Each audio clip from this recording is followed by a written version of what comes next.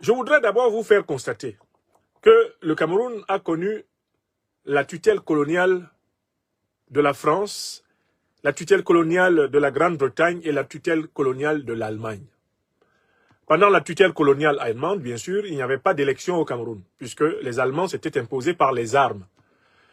Pendant la tutelle coloniale britannique et française, il n'y avait pas d'élection au Cameroun, puisque les Britanniques et les Français se sont imposés au Cameroun par les armes.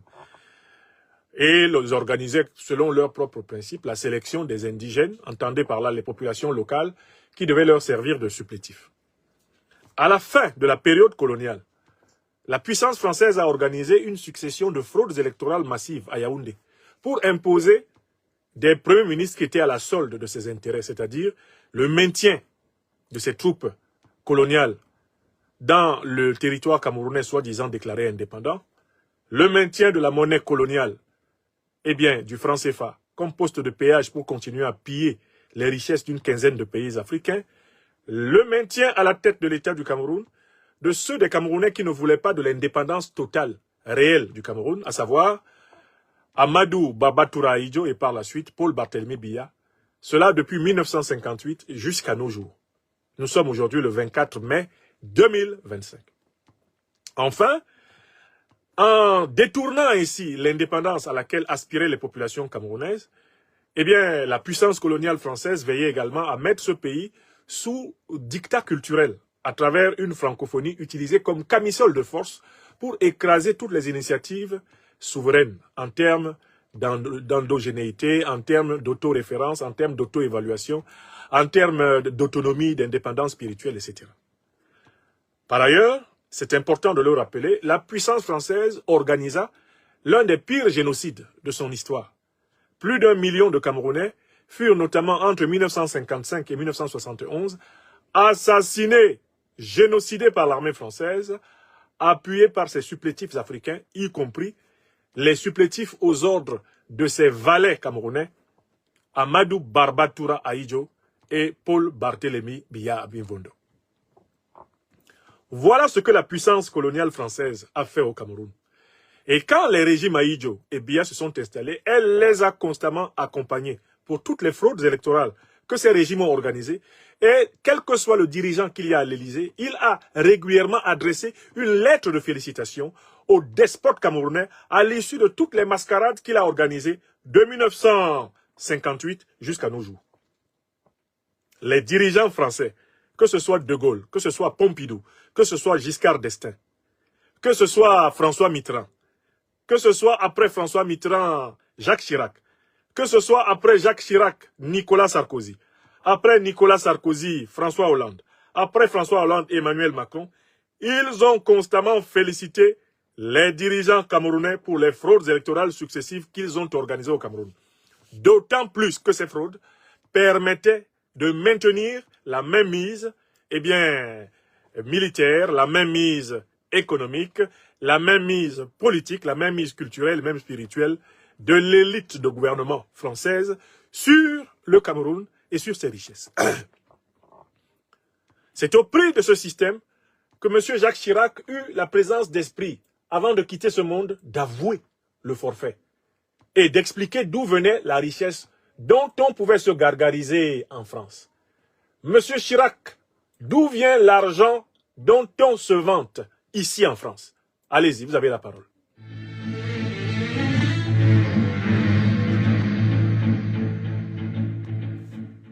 On oublie seulement une chose, c'est qu'une grande partie de l'argent qui est dans notre porte-monnaie vient précisément de l'exploitation depuis des siècles de l'Afrique. Pas uniquement, mais beaucoup viennent de l'exploitation de l'Afrique.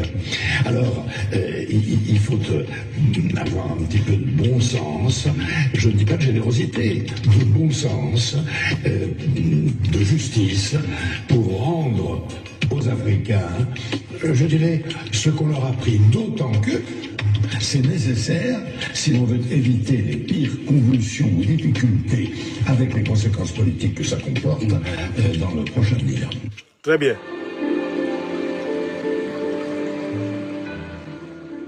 Vous pouvez retourner dans votre tombe, M. Chirac. Alors, lorsque l'ambassadeur de France au Cameroun va rencontrer le ministre camerounais de l'administration territoriale pour discuter pendant 2 heures de temps, soi-disant des élections présidentielles qui se tiennent au Cameroun. La question qui se pose est la suivante.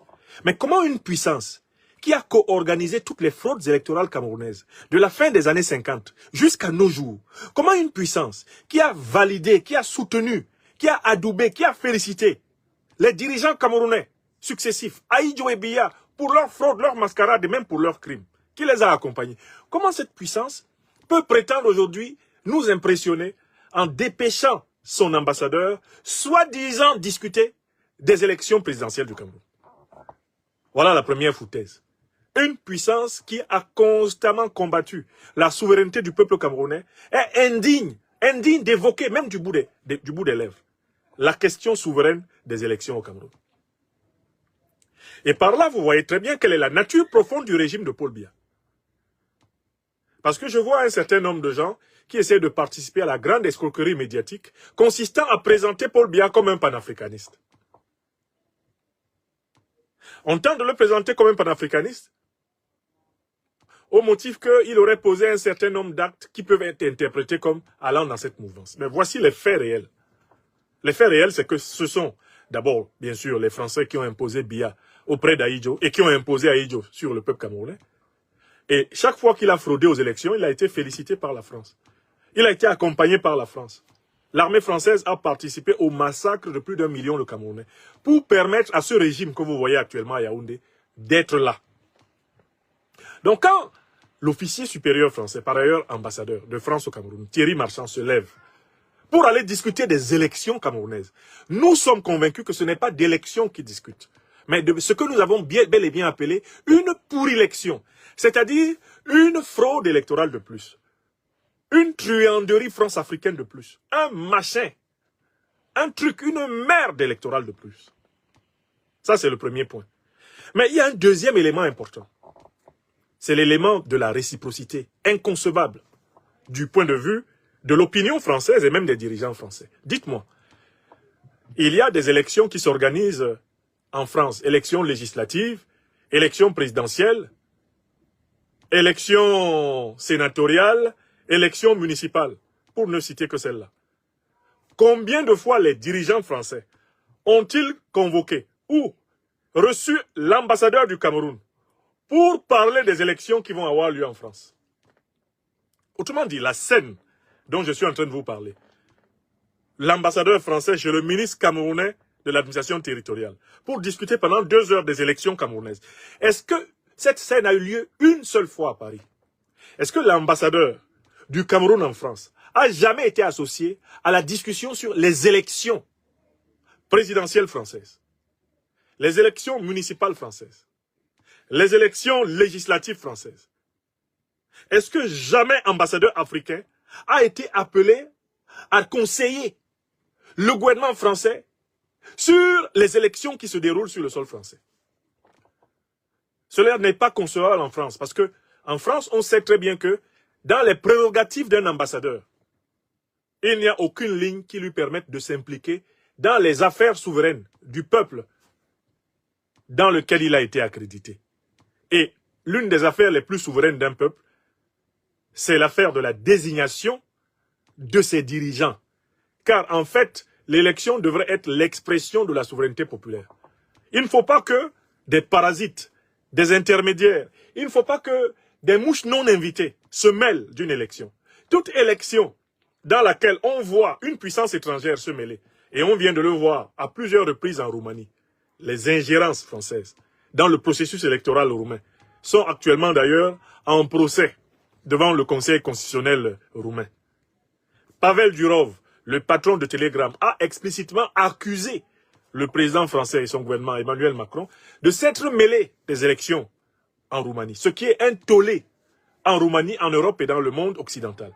Mais pourtant, là, on voit un ambassadeur de France qui se lève et qui va se mêler des élections présidentielles camerounaises, avec un ministron qui, par ailleurs, est coupable d'une tentative avortée de corruption du nouveau pape Léon XIV à Mondovision. Le sacripant exécrable à Tangandji, Paul. Donc, voilà un deuxième argument. que M. Thierry Marchand, ambassadeur de France au Cameroun, se mêle de la question des élections présidentielles au Cameroun. C'est la preuve qu'il n'y a pas d'élection présidentielle au Cameroun. Mais qu'il y a une combine, que j'ai appelée une pourrie élection. Et mieux qu'il s'en mêle, c'est aussi la preuve que on continue de considérer l'État camerounais comme un État vassal. Parce que l'ambassadeur du Cameroun en France ne peut pas se mêler des questions électorales françaises. C'est impossible. Un ambassadeur africain qui se mêlerait des questions électorales françaises serait immédiatement renvoyé de France, sans même avoir le temps d'aller chercher sa valise. Ça, c'est le deuxième argument. Bon, troisième argument, et c'est très important, nous avons observé le positionnement officiel du gouvernement Macron à l'occasion d'un certain nombre d'événements sur le continent. Quels sont les événements qu'il y a eu sur le continent? Il y a eu deux sortes de coups d'État.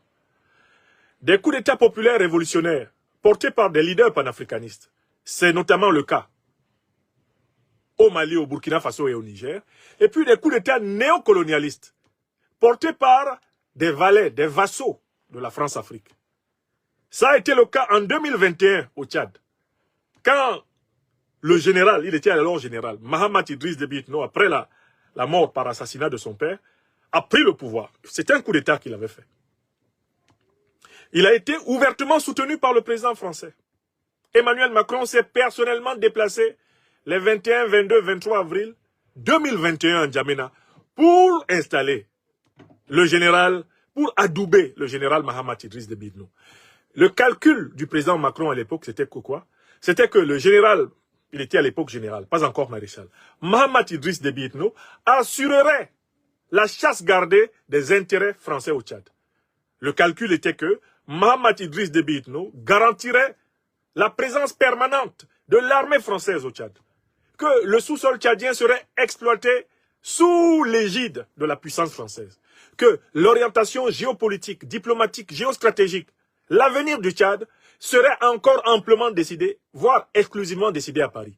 C'est sur la base de ce calcul que le président Emmanuel Macron a fait le déplacement de N'Djamena pour venir adouber celui qui était alors le général Mahamat Idriss Déby Itno et qui avait fait un coup d'État. Maintenant, il est président par élection. Sauf que, entre-temps, Mahamat Idriss Déby Itno a porté un coup de canif d'une puissance vigoureuse. À la prétention de la partie française de garder la main militairement, économiquement, géostratégiquement, etc. sur le pays. Ce qui a ouvert une période de désamour. On va en parler dans le deuxième sujet. Mais je voudrais souligner que le président français a soutenu un coup d'État militaire au Tchad. Mais il y a un deuxième coup d'État militaire qu'il a ouvertement soutenu. C'est le coup d'État militaire du Gabon.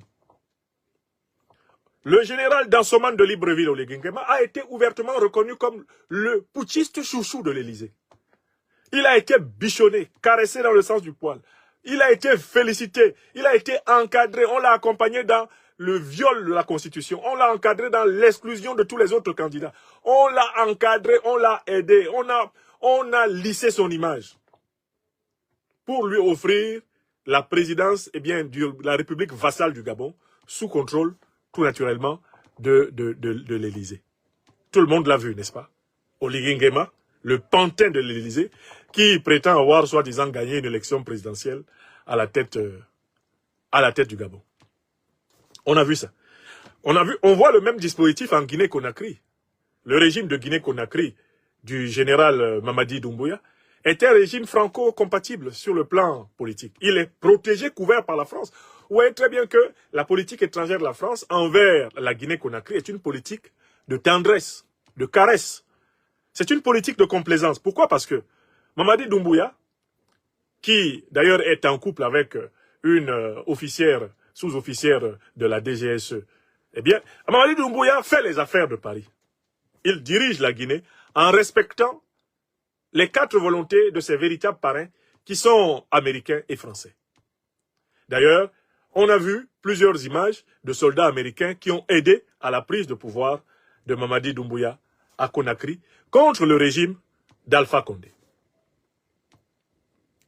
La même attitude de la diplomatie française s'observe envers des régimes civils, mais qui sont en fait des régimes de putschistes civils, comme celui d'Alassane Draman Ouattara.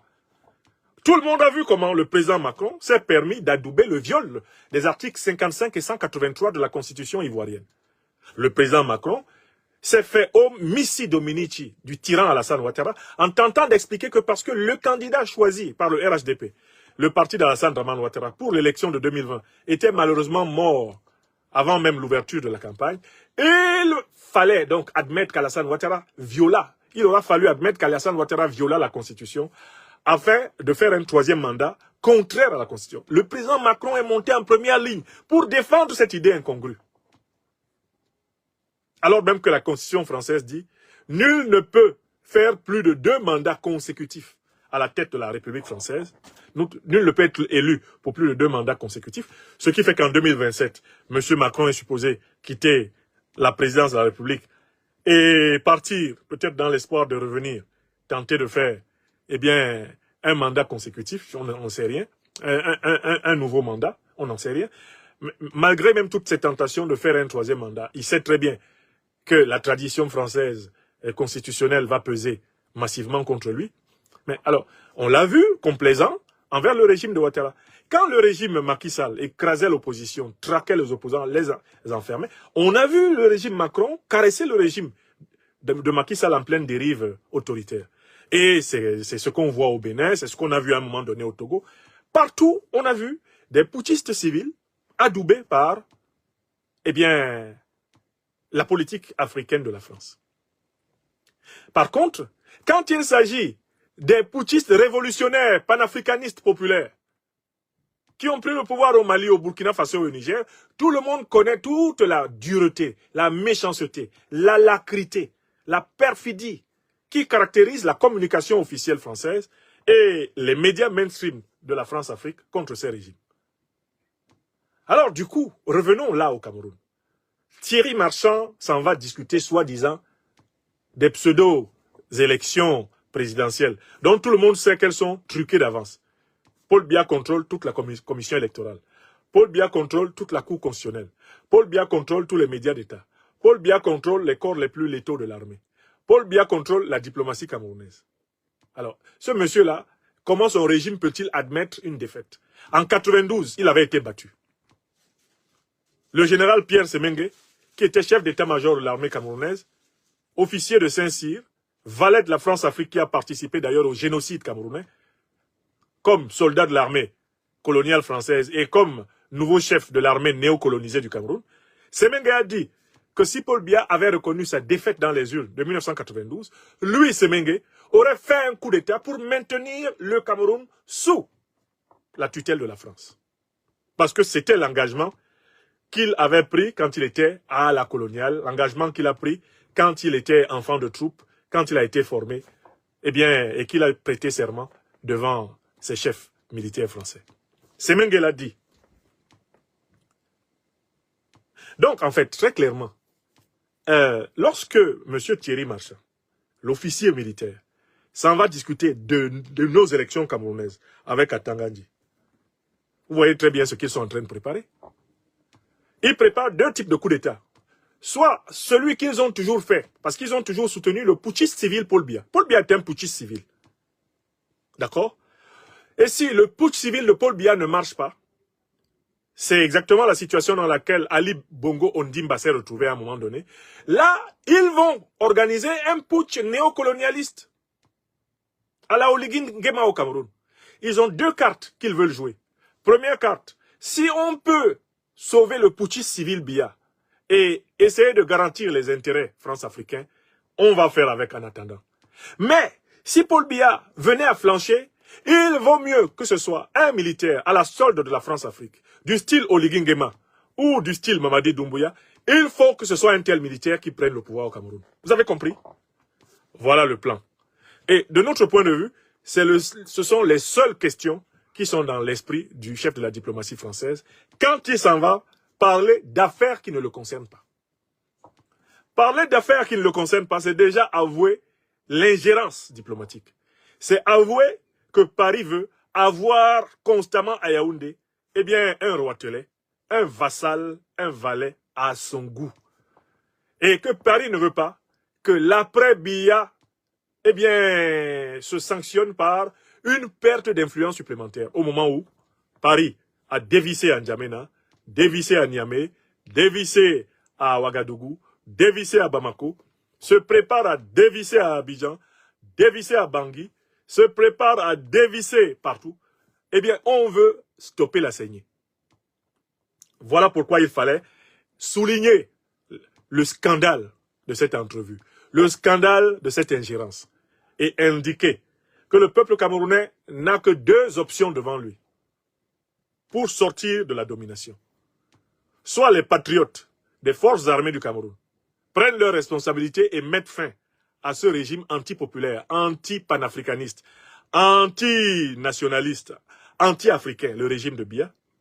Soit, et moi c'est ce que j'appelle le véritable plan B, le peuple camerounais, par une mobilisation exceptionnelle, sort, eh bien, dans toutes les régions de ce pays pour obtenir une transition vers l'organisation de véritables élections. Celles de 2025 ne sont pas des élections. Il n'y a pas d'élection en 2025 dans les conditions actuelles au Cameroun. Il n'y a pas de liste électorale. Il n'y a pas de commission électorale indépendante. Il n'y a pas de cour constitutionnelle indépendante.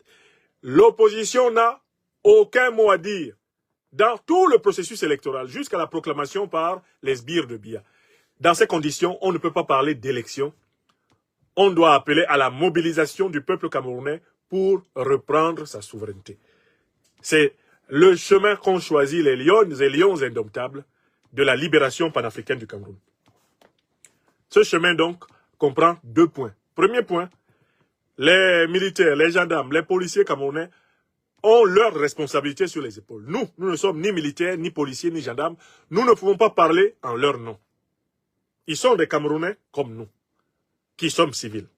Mais nous disons que nous croyons que la véritable libération du peuple camerounais aura lieu quand une majorité de citoyennes et de citoyens camerounais, rassemblés par la conscience d'appartenir au même peuple africain. Car cette majorité va se constituer et prendre la rue, l'armée se soumettra au peuple et le satrape Biya et toute sa clique se soumettront à l'armée et au peuple. À condition que celle-ci, je dis bien l'armée, ait clairement choisi le peuple. À condition qu'elle ait clairement choisi le peuple.